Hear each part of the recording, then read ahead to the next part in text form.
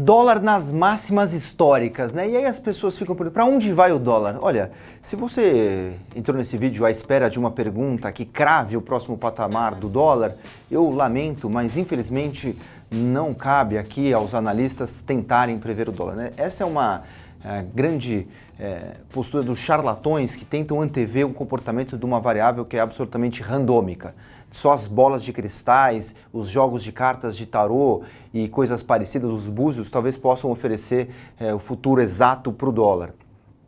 É imprevisível, tá? Essa é a grande realidade. O dólar foi a variável inventada para os economistas fazerem os meteorologistas não passarem tanta vergonha. Mas eu posso te dizer algumas coisas sobre o dólar, tá?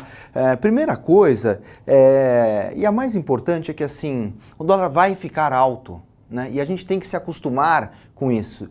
Nesse sentido, o ministro Paulo Guedes está certíssimo com sua competência e genialidade que lhe são características, a despeito de pequenos deslizes aqui e ali que em nada contaminam o todo, né? Por que o dólar vai ficar alto? Você tem que estar, eu acho que comprado em dólar, mediante também posições em bolsa e posições em juro longo. Mas eu acho que o dólar é uma variável que vai ficar alta mesmo, talvez um pouco até mais alta do que o patamar atual, e por dois grandes motivos, no meu entendimento, tá? E o primeiro grande motivo é por conta do que se chama o dólar index, né? O dólar está caro no mundo inteiro, o dólar está se valorizando perante todas as moedas globais, tá? Então, por duas razões.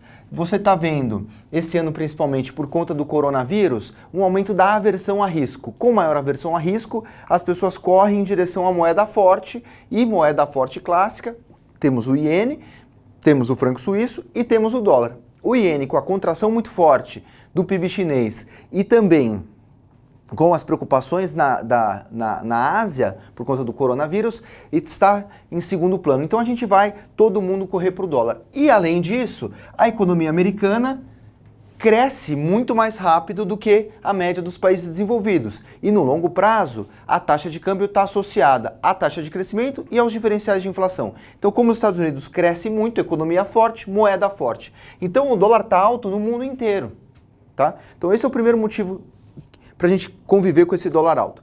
Mas é claro também que não se deve apenas aos fatores exógenos internacionais. Temos também a nossa própria parcela de responsabilidade sobre o comportamento da taxa de câmbio. É verdade sim que o real se deprecia mais do que a média de outras moedas, né? Então isso nos traz aqui a essa nova coisa que é, por que está acontecendo? A gente está diante de um novo Brasil. O que eu quero dizer com o novo Brasil que leva a esse dólar alto? E eu acho bom que seja assim.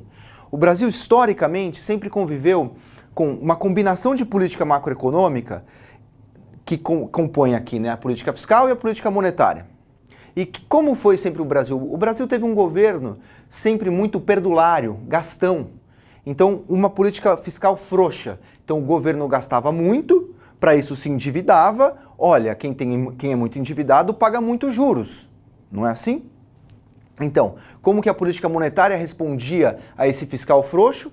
Com uma política monetária apertada, ou seja, o Brasil subia muito sua taxa de juro, entre outras coisas pelo seu histórico inflacionário e pelo fiscal frouxo. Então, fiscal frouxo, monetário duro, implicava o quê? Juros muito altos atrai o capital internacional, pega dinheiro no Japão a zero, aplica no Brasil a 20, 15%, isso aumenta a demanda por reais, o real fica caro, o dólar fica barato.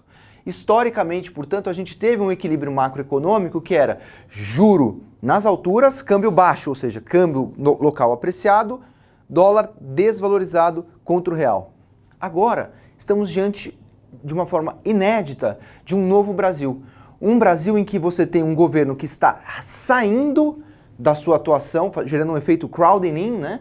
Um governo que abre espaço para o setor privado por meio de uma política fiscal que é apertado, ou seja, ele gasta menos, então ele retira a sua rigidez, agora ele passa a ser mais rígido fiscalmente, e isso abre espaço para um monetário frouxo.